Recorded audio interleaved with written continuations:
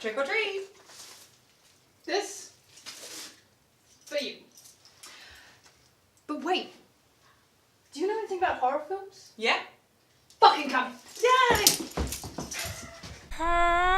There's a lot of shit shows and movies on Netflix. Don't know what to watch, but don't you stress it. Rachel watches garbage so you don't have to. Find all the gems with Rachel Reviews. What up, homies? If any of you are aware and have followed my fabulous film critic career, I've already compiled a Netflix top 10 horror films in the summer. So what am I going to do for Halloween? Well, what I'm going to do is get a second opinion. That's why I've got this corpse right here. She's going to help me out. Let's reveal. Not that part, don't look at them. This is Sadie. I've invited her on to talk about her top 5 picks of the best horror films on Netflix right now. And we're going to see if we have any in common, like our bra size. So in at number 5 we have the remake of Evil Dead. You don't have to put your hand up as well, but you can Okay. I just copied you, like mirror. Mirror. So why are we, this is the remake, why are we not going to watch the remake, apart from obvious remake reasons? Why would you watch the remake when you can watch the originals? That's true. They're so much better. That's true. Bruce Campbell is too much of a legend to even watch the remake.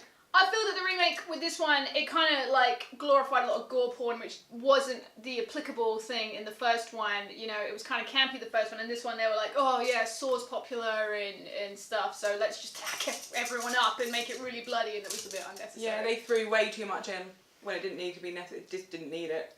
And I think reasons to watch this film, it's a casual film, it's chill.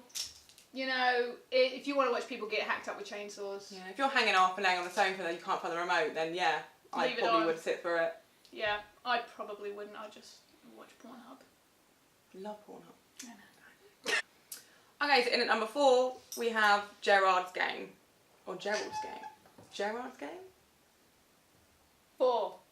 Yes, Gmans Games, a film about a lady who gets suffocated by her dead lover during sex, which then gets eaten by a dog. In a nutshell, that's actually the film. I found this film to be like relatively enjoyable. It was kind of creepy, but I didn't, you know, when I read the reviews, I felt like it was going to be a lot more than it was. I was disappointed by the I went by the reviews, and when I watched it myself, I was very much like, oh really? Is that it? I think if you're not hard into horror, like if you've not watched like Serbian film and shit like that, you're gonna like, you know, you're gonna be like, oh, that was really tame. But if you're like an average person who's not like, you know, seen a lot of horror and they want a bit of, you know, a bit of spookiness on their Halloween weekend, this one's probably gonna. It's quite intense. I'll give it that as well. You are a bit like, come on, get up, sort it out, get out of that bed. You can do this. Come on, bitch, you can do this. You can do this. You have the power. You are kind of rooting for her in a weird way, but I do like the fact they got eaten by a dog. Yeah, it was pretty enjoyable. Yeah. And that gross old man dies while having sex. So. Yeah. 10 out of 10 on his death. So in at number 3, I've chosen Unfriended, which is probably going to happen to Rachel very soon. By a guy called... It's alright, I have no friends anyway. I'm married and just by a guy called, you can say it because I have no idea how to say his name. Levan Gababala Ba. And that's why I didn't want to say it. So I love this movie. I thought it was brilliant. I like this film. I was excited about this when it came out. The premise of this film is a bunch of friends who are haunted by their friend online. It sounds wank, but it's actually quite good. It does sound really, really wank. And through Skype and MSN, and not MSN, through Skype and like Facebook and like iTunes, the whole film is filmed through that, through like a computer screen. And she haunts the fuck out of her friends and makes them realise that they're all dicks. And then they all die. Yeah. So it's pretty exciting. In quite ingenious ways. Yeah. There are some funny ones, some grim ones, but I loved it all thrown together. I thought it was brilliant. I thought it was kind of campy, which I really enjoy in a horror film. I think more horror films need to be a bit more campy and not take themselves seriously. So I was really into this one. I think this is like a fun horror watch. Definitely. Yeah. Definitely recommend.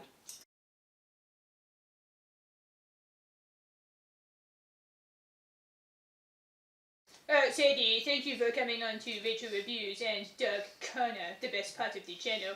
I just want to say that I'm not going to watch any of your films because I'm not interested in them. What I am interested in now is your tits. Here I come. And perhaps would you take me out for McNuggets? I'll take you out for the Oh well, that's really... Oh, you touched my body. No, don't touch it too much! We haven't got to the lovemaking yet. That's all this week. See you later, bitch. Okay, so in at number 2, I have chosen Knock Knock by Eli Roth. I got the movie right here. Fuck you, Netflix. I don't need you right now. I do need you. Carry on. I absolutely love this movie. I thought it was absolutely genius. Keanu Reeves is still hot as fuck, so we love him. He's like surpassed being hot in that like regular Hollywood. He's like way. dirty hot. He's dirty hot. Yeah. I've got an attractive hobo. And he's this dude, and his family have gone away for the weekend, and he lets in these 2 women, they're girls, they're like really young. Yeah, they're really young. So hot. And he lets in so these hot. young women drenched in rain from the outside, his saviour, and he comes, and they end up fucking with him and basically trying to sabotage his life. They just destroyed his whole life. Yeah. It's genius.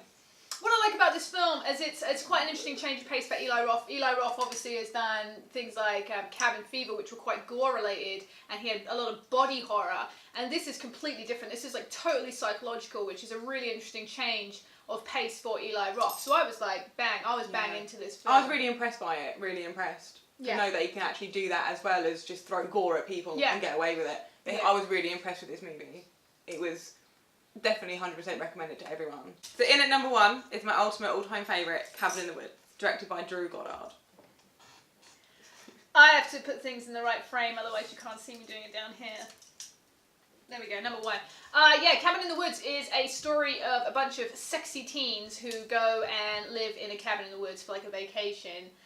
And what they do is they become victim of a scientific kind of like religious experiment ritual thing that goes on, and where these like people in lab coats, so we'll call them scientists, throw everything that we know from horror at these teens to see how they're going to survive for their ritualistic slayings. I think that it's such an amazingly good, well put together, well structured and well thought out film. You are invested from the get-go with these characters, and that makes for good movie going. The only thing is, you probably need to know your shit before you watch this. Like, if you're not into horror as a whole, you might not quite grasp the fact of the vast amount of genres within that. Yeah, you kind of your zombie, your slasher, your poltergeist, you have all of that all thrown in. So unless you know creepy Asian schoolgirls, unless you know what you're actually dealing with, it probably can get quite confusing. I'm gonna come out the TV and kill your Western man, big penis. Fucking Asian girls, like always coming out of TVs. Such a pain in my life. I totally agree. I mean, it's very much, it's kind of like Scream was in 1996. It's based for those people who know what the fuck they're on about when it comes to the horror genre. And if you're not really in on it, you're going to miss a lot of the jokes. When I first watched Scream, I wasn't huge on horror. I liked it, but I didn't know as much. A lot of the jokes went over my head. Now when I watch it, I'm like, oh yeah. Yeah, I totally get that now. I'm in the gang! And I feel that film Cabin in the Woods certainly has that effect. Reasons not to watch this film, basically, I think is going to be if you're not into a lot of gore. There's a gore fest. Definitely a gore fest. If you could think of like a gangbang orgy, but then like as a metaphor for blood. One huge bloodgasm. That's the end of this film. It. Yeah. So if you don't want to see that, then don't watch it. Just watch the gangbang orgy. You know, you're going to have a good time. If you don't want to see the gangbang metaphor for blood, then perhaps you're not going to enjoy Cabin in the Woods.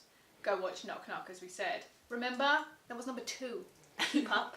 Yeah, and I think a reason to watch this film, this is really, really good script. This is really good characters, and this is a really interesting storyline. This film has got so much going on and it's also really fucking beautiful, I feel. Yeah, definitely. And it uses CGI tastefully, which just can, let's just think Resident Evil, the first film. That's not tasteful CGI. No. This is a tastefully done CGI film as well, which is very surprising, and I was really into that. I think a lot of thought and effort has gone into this, and I think it really shows, and I really appreciate that. When they've taken as much as they've got, they've really put the effort in behind it. It does show. And I think as well, the fact that right until the end you're rooting for those characters in a really ridiculous scenario really, really does show and pays good homage to what Drew Goddard did as a director in this film. So this is definitely the one. Number one. So go fucking check it out. Stop watching me and Sadie and leave. But don't leave because we've got an outro coming. Okay, thanks guys for watching my top 5 for this Halloween on Netflix. Make sure you give us a like. And a subscribe. And thanks for joining me, Rachel as well, and my co-host Sadie. Me and Steve and Sadie are going to have a three-way now. This is why he's wearing his glasses, because he thinks they're going to impress her. They already have. Oh, it's like that now. Look at his hands. We love Steve. Steve Madden! Steve Madden! And me and Steve will be back next week for more Rachel reviews. So also don't forget to press that little notification bell and you'll get fucking notifications as when I'm next around, giving you videos for free. Because I've not earned any money yet. Like and subscribe. I'm waving goodbye! Bye, guys. No one else touches Steve!